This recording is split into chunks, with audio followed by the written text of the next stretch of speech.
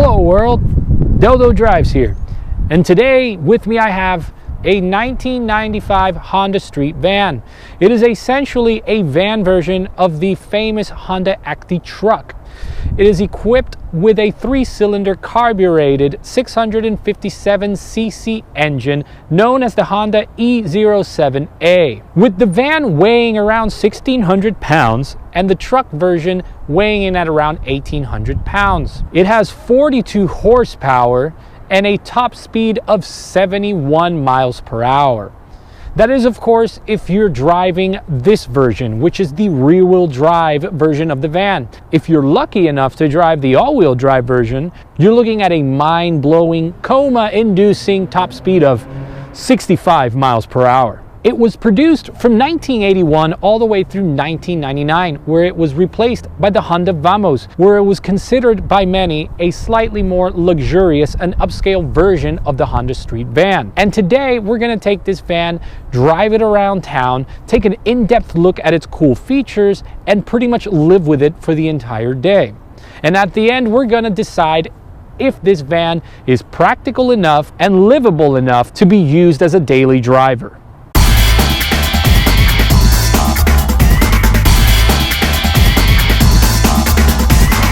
We'll start looking at just how practical this van is by taking a look at its doors. One of the cool features of the Honda Street is that it actually has sliding van doors on both sides of the vehicle. That wasn't a very common feature back in the 90s in vans.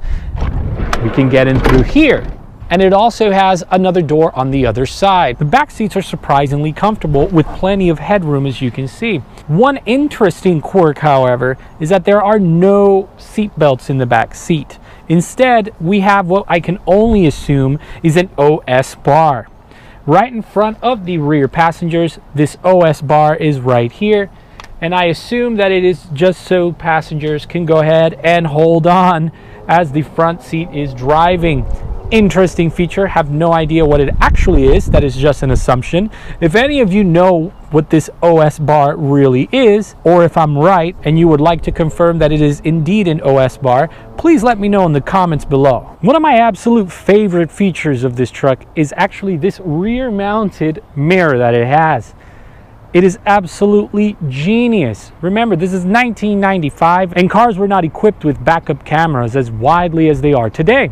To remediate this, many vans of that era, particularly in Japan, had this rear mounted mirror, which is absolutely great when backing into anything. The trunk space is actually really good as well. Let's go ahead and pop this open so we can take a look.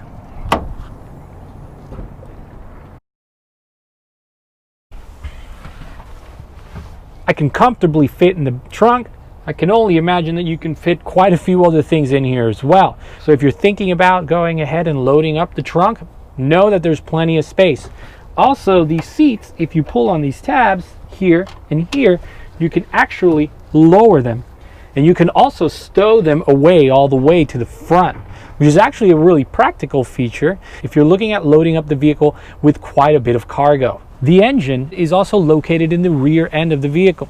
So if we go ahead and lower the rear seats, pull back on this carpeting, we'll be able to see an access panel with a few bolts that we go ahead and remove those bolts to access the engine. If you're wondering where the spare tire is equipped on this vehicle, it's actually right underneath. If you look under the passenger side or the left side of the vehicle in this particular case, under the sliding door, you will see that the spare tire is located right there. Another interesting thing that I constantly get asked about this truck, where the oil dipstick is located. This vehicle has the engine mounted on the rear, and the oil dipstick will actually be found on the passenger or left-hand side of the vehicle behind the rear left wheel. If you take a look in there, you'll be able to twist it counterclockwise and pull it out so you can check your oil level.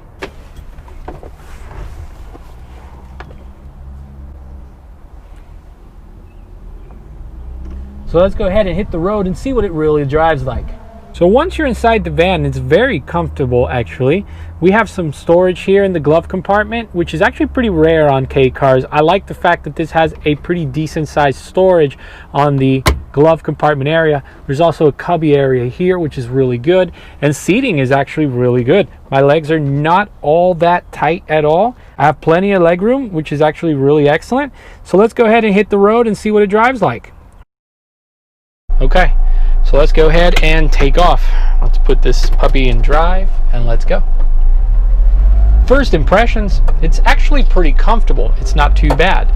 The seating position is high enough, but not super high. Headroom is great. I'm 5'10" and just under 200 pounds, and I find this to be the most comfortable K car so far that I've sat in. Obviously, this is a van, and it's not like a Cappuccino or an AZ1 where there's sports K cars, but it's still very comfortable. Another first impression is that it is slow. The acceleration in this thing is really slow, and to be fair, this is not a turbo car like the AZ1 or the Cappuccino, and it's not intended to be fast, but it definitely feels significantly slower than some of the other K cars I've driven. This one is a carbureted 3-cylinder non-turbo engine, and you could definitely feel that it is significantly slower. However, it drives pretty well. Sitting on top of the wheels is definitely a little weird. You feel everything on the suspension. Not terrible, not nearly as terrible as I thought it was going to be, but you definitely feel being on top of the wheels. The steering is very precise. Just like every single K car I've driven, the steering is very precise. It's very much like driving on rails. Every minimal steering input is felt, and the car definitely goes where you want it to go, which I particularly like that. So these cars came in two configurations. They either had a 3-speed automatic or a 5-speed manual transmission. The one I'm currently driving has a 3-speed automatic.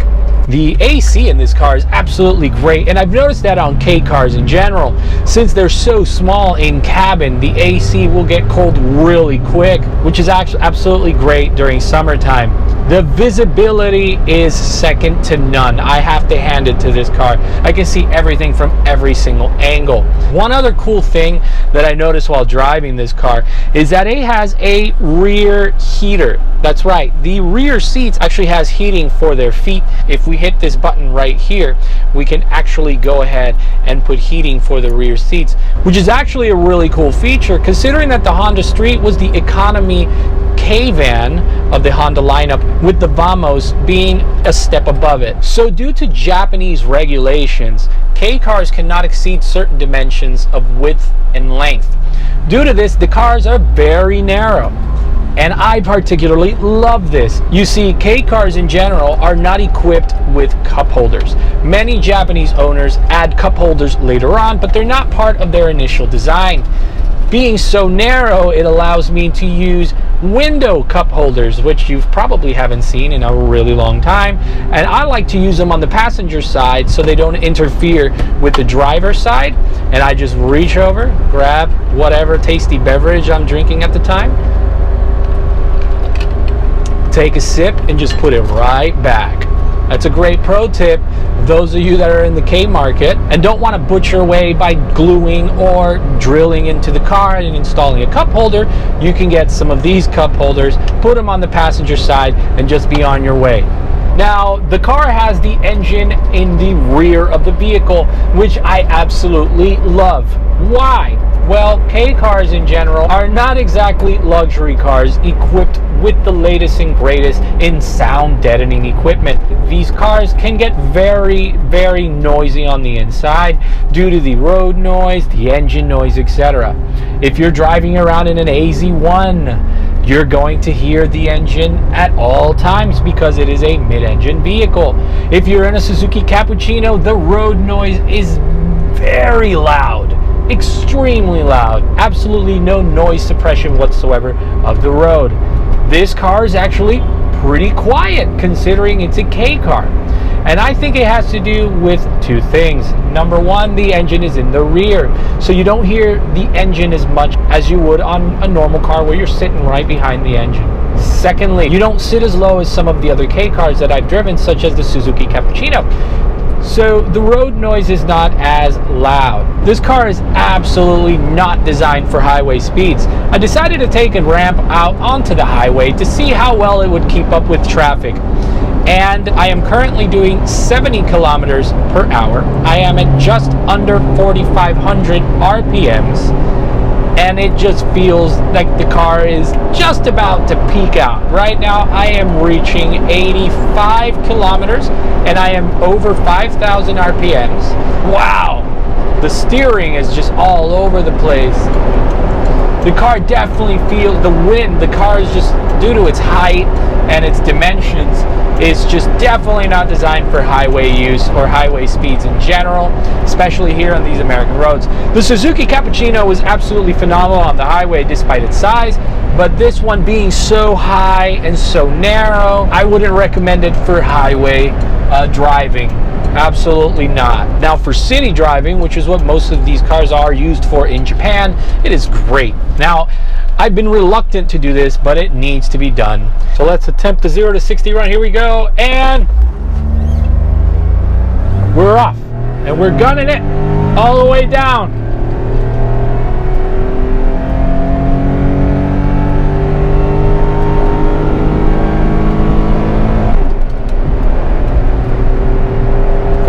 miles per hour. Can we make it? 50.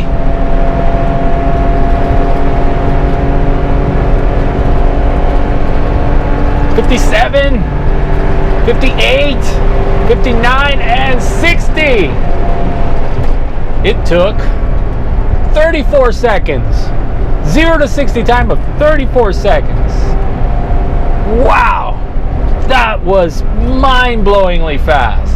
Now obviously the 0 to 60 time was not on a 100% level ground, so I'm sure we can do 0 to 60 and a little bit faster than that in a controlled environment. But for the sake of this super informational, ultra scientific method that we use today, using an app called Faster, which is questionable how accurate it is because I've never actually used it until today, it gave us a 0 to 60 time of 34 seconds, and we're just gonna have to take that as 100% truthful and scientific. To be fair, the car is not super slow within the first 45 miles per hour. So if you're doing a lot of city driving or rural driving, where you'll be driving at about 45 to 50 miles per hour, it's really not all that bad. It's when you're trying to get into the higher mile ranges, past 50 miles per hour, where it starts feeling extremely slow. So there it is, the Honda Street. After careful consideration, living with the van for a day, and running some ultra scientific tests, I sat down and deliberated with myself and asked myself the key question: can you comfortably daily this car? And should you? Well, yes, you can. This car is extremely livable with, super practical, it has plenty of space, super comfortable, plenty of cargo room, but unfortunately, it is slower than molasses in 30-degree weather. So in short, is it livable and practical enough to be a daily driver? Yes, at the cost of never driving on the highway ever again. I'm Deldo Drives, and thank you for watching.